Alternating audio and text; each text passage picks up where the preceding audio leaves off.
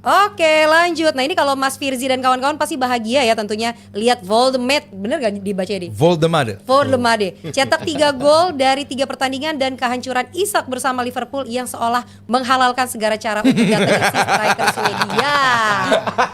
Ya, dengan result luar biasa tadi di mana dreams end at the bridge. Bahkan untuk pendukung Chelsea juga bisa end juga di bridge ya. Dengan keadaan di mana Enzo Maresca dalam beberapa laga terakhir ketika timnya kehilangan disiplin dengan red cards beruntun. Ini ada approach yang agak unik dengan pergantian pemainnya, dengan tactical tweak yang dia lakukan yang justru membuat Chelsea gagal untuk mengamankan beberapa poin signifikan. Tapi kemarin ada hal yang berubah. Enzo Maresca tampil dengan konsep yang begitu positif menghadapi Liverpool. Bahkan ketika kondisinya ada gol yang sempat membuat khawatir para pendukung Chelsea dari ulah Cody Gakpo, tapi pergantian pemain kemudian approach dari Chelsea yang positif berujung dengan Estevao yang mampu untuk bisa memberikan gol kemenangan di penghujung laga. Dan ini sebuah statement dari Chelsea. Mereka coba untuk kompetitif lagi di papan atas. Dan lo melihat dengan keadaan di laga tersebut dengan Liverpool yang lagi-lagi tampil tidak sesuai dengan ekspektasi, terutama di babak pertama dengan masalah mereka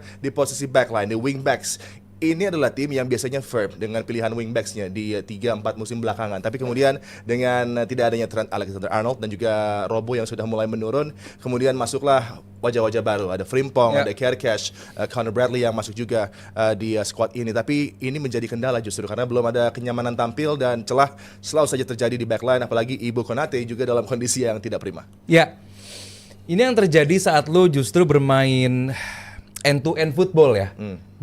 Orang bilangnya bermain basket justru di lapangan sepak bola, bahwa terlalu cepat kanan kiri yang terjadi adalah either lu bikin gol menit akhir atau lu bakal kebobolan di menit akhir karena nggak ada yang firm megang bola, kontrol di tengah. Biasanya ini Liverpool unggul banget urusan ini, pegang bola. McAllister, Sobo, bahkan Gravenberch itu orang yang pemain-pemain yang piawai megang bola, bukan hal baru untuk mendistribusikan ke fullback, baik itu back pass juga ke belakang. Dalam beberapa game terakhir itu hilang dari Liverpool. Gue gak ngerti apakah Arne Slot sedang mencoba hal baru di Liverpool. Gue belum lihat karena baru 3 game dan gue sih feeling lawan Chelsea bakal berubah, lawan Galatasaray gue pikir bakal berubah juga, ternyata enggak, justru makin. Dan fullback gue setuju sama Adi bahwa ini bukan hal yang apa ya, cocok dilihat karena materinya bagus gitu loh. Di kiri Kerkes bukan pemain jelek gitu, pemain yang bagus. Mungkin secara psikologis dia belum nyaman, atau dia dengan tandem di depannya mungkin Gakpo atau siapapun midfieldnya yang ada di depannya belum padu. Karena tim lain dituntut untuk punya waktu yang secepat mungkin, sesingkat mungkin untuk adaptasi, dan pemain baru ini excel. Di tim seperti Liverpool, di liga seperti Premier League, nggak bisa lama-lama transisi. Apalagi lu juara bertahan. Jadi kalau selama tiap pekan yang keluarnya adalah kata-kata transisi lagi, mau sampai kapan excuse transisi ini? Liverpool bukan materi pemainnya jelek, tapi yang gue bilang di minggu lalu juga, lu boleh kehilangan bola saat lu build up, tapi saat lu kehilangan bola, lu regrouping, lu ngepres. Kita udah lama banget lihat Muhammad Salah begitu kehilangan bola, pasti langsung ngejar. Ini lari 3 meter pun enggak. Jadi buat gue ada yang hilang dari Liverpool. Ya mungkin Mas Rio bisa ngejelasin lebih dalam ya apa yang berbeda dari Liverpool. Rizal bilang soal Salah kemarin juga ada secara psikologis, dia nangis setelah pertandingan ini itu. Karena gue melihat ada yang non football related gitu dengan si Liverpool ini. Karena materi pemain dia oke, materi pemain bagus banget, sangat amat siap untuk jadi juara lagi. Namun ada yang hilang dari lapangan, cara mereka ngejar bola, cara mereka regrouping, cara mereka ngepres, ini sangat bukan Liverpool banget. Non-football related situation bagi Mo Salah bisa dibahas juga. Tapi kalau dari segi tactical approach-nya, Arne Slot juga sepertinya coba berpikir untuk mencari peran lain ketimbang mengandalkan terus Mo Salah dari build up. Di 5 musim terakhir tentunya Mo Salah one of the best untuk Liverpool dan punya influence yang tinggi untuk bisa menentukan nasib dari Liverpool menang atau kalah dengan penampilan dia yang begitu sensasional. Tapi kemudian dia tidak menjadi hal utama lagi di outlet tekanan. Ini juga kendala buat Liverpool, apalagi di babak pertama kemarin bagaimana midfieldnya Caicedo menjadi bos di sana. Si McAllister yang biasanya begitu cepat untuk bisa mengendus bahaya bersama dengan Gravenberch bisa diakali. Jadi ada beberapa masalah di sana pun juga dengan bagaimana penampilan signing baru ini masih belum optimal. Iya, kalau tadi Aldi sempat singgung transisi, ya gue bilang ketika lo mengganti sampai 4 pemain, berarti memang lo butuh waktu lebih. Kalau lo ganti cuman 2 lah maksimal, lo masih bisa lah untuk bisa adapt. Dan misalnya pemain-pemain yang masuk adalah big profile players. Itu hal yang berbeda gitu. Tapi kalau yang main masih ya sebenarnya rata-rata juga kan, maksudnya lo bicara Frimpong, lo bicara Kerkes, ini kan bukan big profile players, tapi good players, tapi bukan elite level players lah, bukan elite level players gitu. Jadi mereka juga butuh waktu. Frimpong baru datang ke Premier League. Wirtz baru datang juga ke Premier League. Dibutuhkan waktu lebih, dan dari slotnya sendiri dia memberikan waktu lebih buat Wirtz terutama untuk bisa, lu bakal jadi salah satu pemain tengah gua nih yang gua andalkan. Permainan gua akan banyak evolve around lu gitu. Tapi ternyata diberi beberapa kesempatan dia nggak bisa nunjukin itu. Dia mau kelihatan involvement dalam permainan tapi nggak pernah memunculkan end product. Sementara kan yang dibutuhkan dari seorang Wirtz adalah end product dia gitu kan.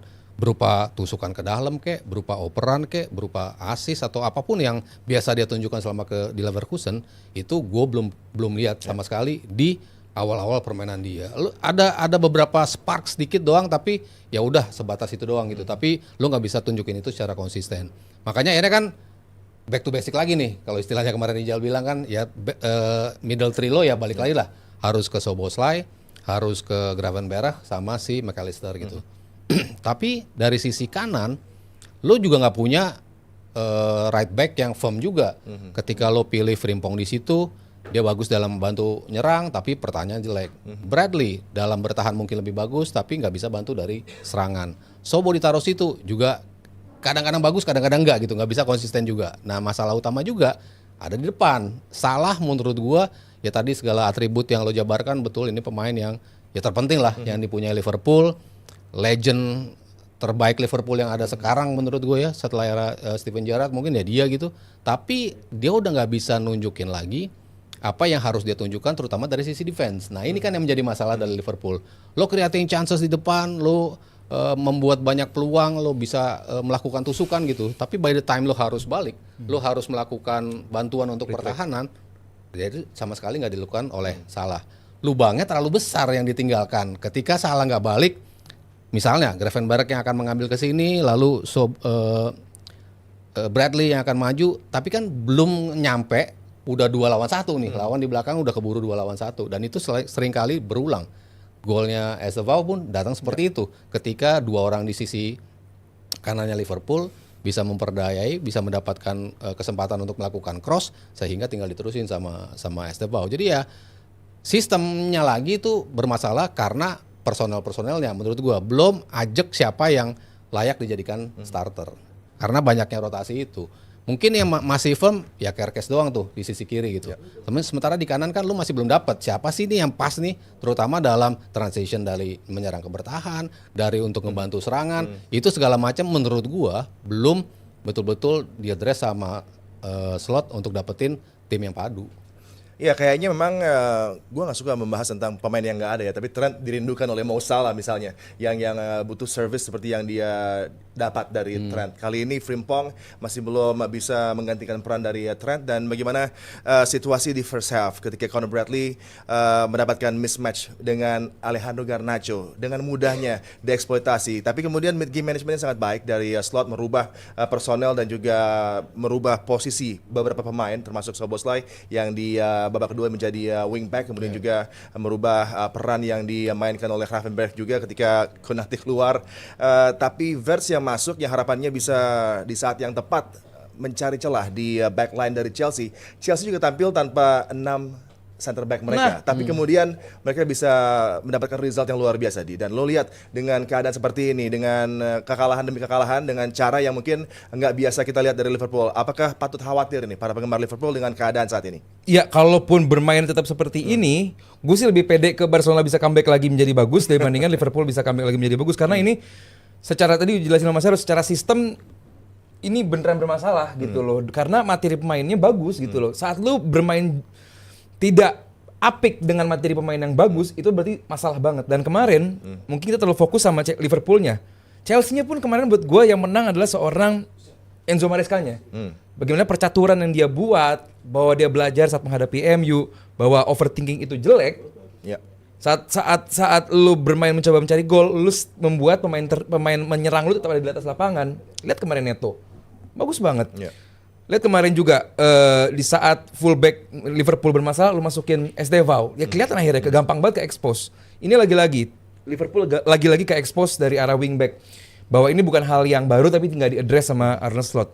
Jadi buat gua kemarin harus dikasih apresiasi juga tinggi bahwa Chelsea secara materi tim mungkin di bawah Liverpool. Apalagi di game menghadapi di game di Stamford Bridge kemarin, khususnya lini belakangnya. Namanya pun gue sulit sekali sebutnya itu pairing tengahnya.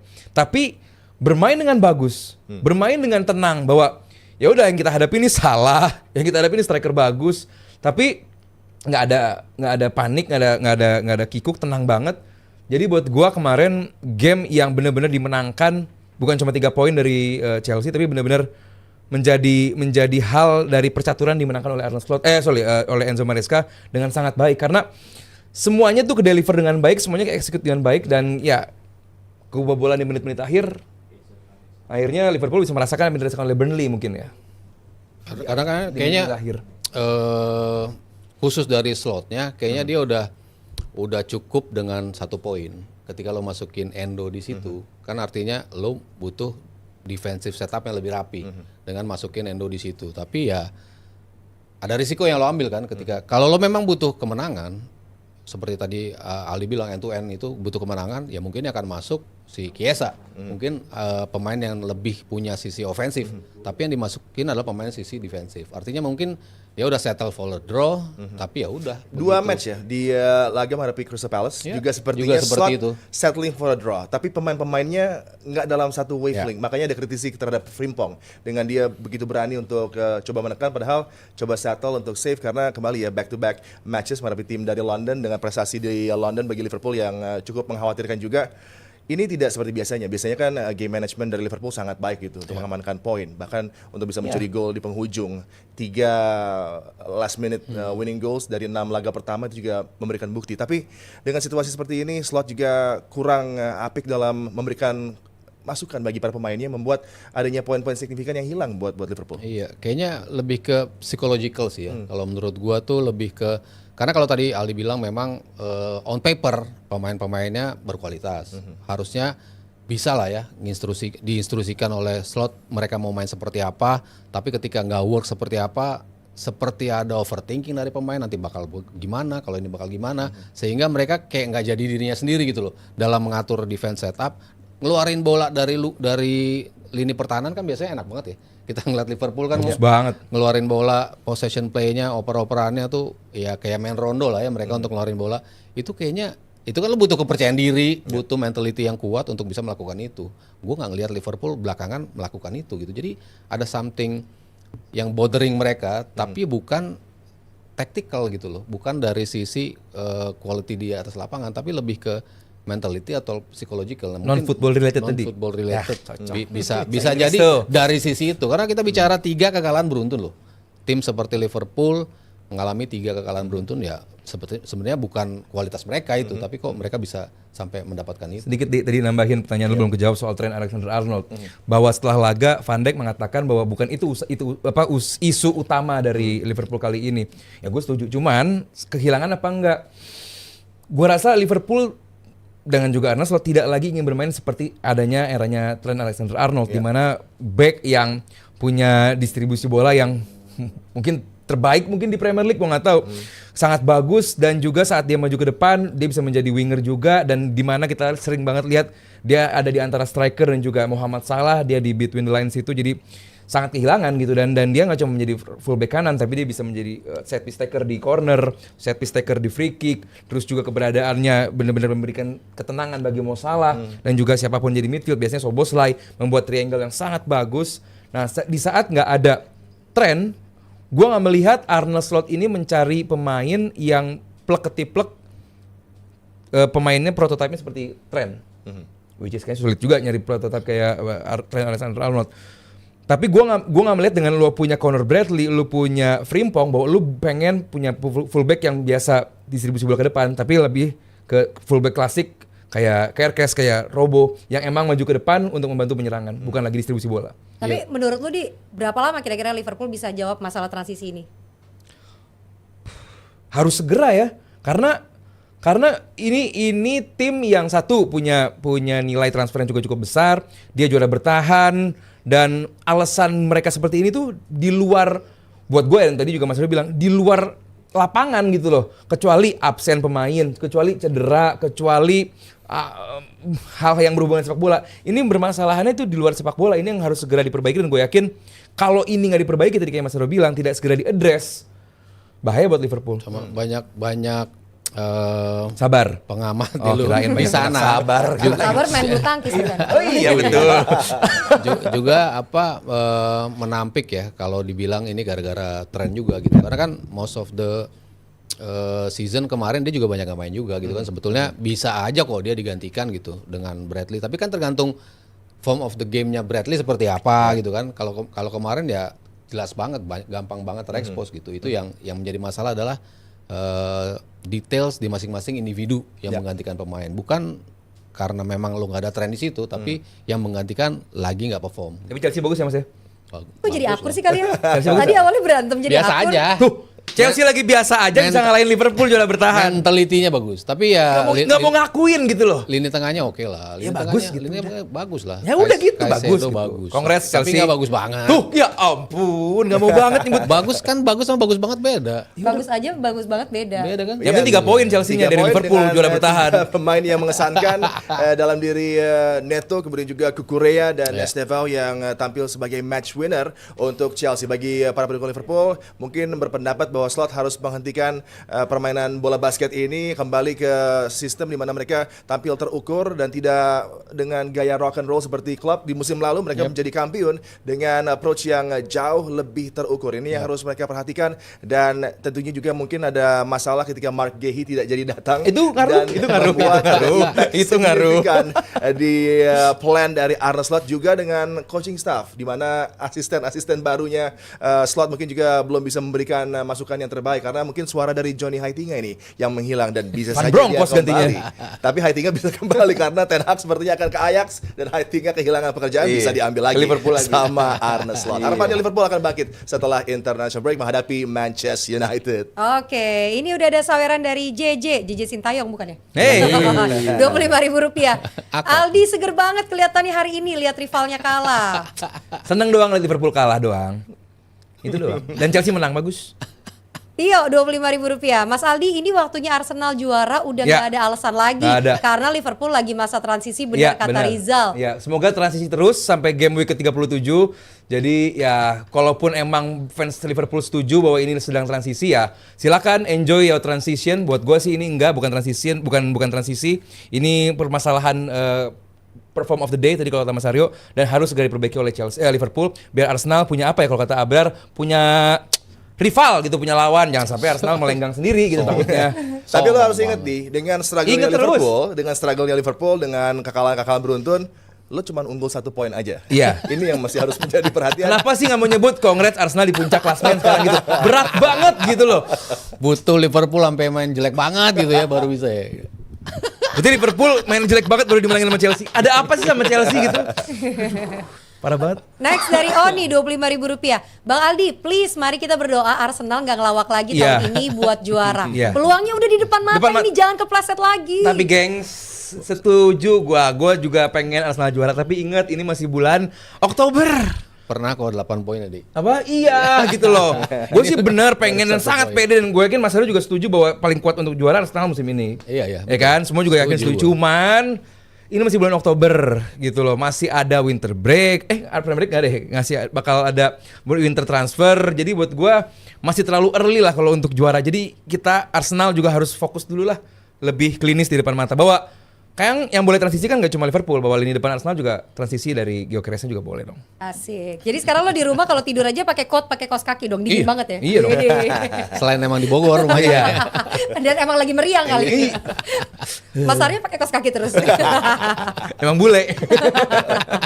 Dari Abdel Rp25.000. Kalau sampai Cing. habis international break Liverpool kalah lagi lawan MU, fix sih ada masalah sama pelatihnya, nggak bisa bangkit. Nah, ini gue bilang kemarin bahwa Arsenal akan menjadi di puncak klasemen setelah game week 7. Bener.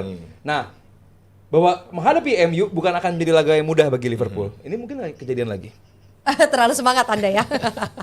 Dari Banget dong, harus. Harus. Iya dong. Unbeaten Gunners Rp49.000. Gokil. Salam pucuk. Aldi mau tanya, menurut lu siapa kandidat pengganti Odegaard untuk transfer musim dingin atau maksimalin Eze aja? Tuh, itu dia buat yang nggak paham, dia transfernya apa nilainya 49.000. Itu adalah nilai bahwa Arsenal 49 game nggak terkalahkan. Wih. Buat yang nggak tahu gitu. Nah, kalau untuk di winter transfer nanti siapa yang bisa menggantikan Odegaard? Jangan deh, kecepatan. Jangan bahas pemain penggantinya dulu deh. Bahwa ingat, kita Arsenal, Victoria Concordia Cresci. Kita besar gara-gara harmoni. Semoga Odegaard setelah dari cedera nanti bisa bangkit dan menjadi tetap bagian penting dari Arsenal. Harmoni memacet Jakarta Pusat. Iya betul.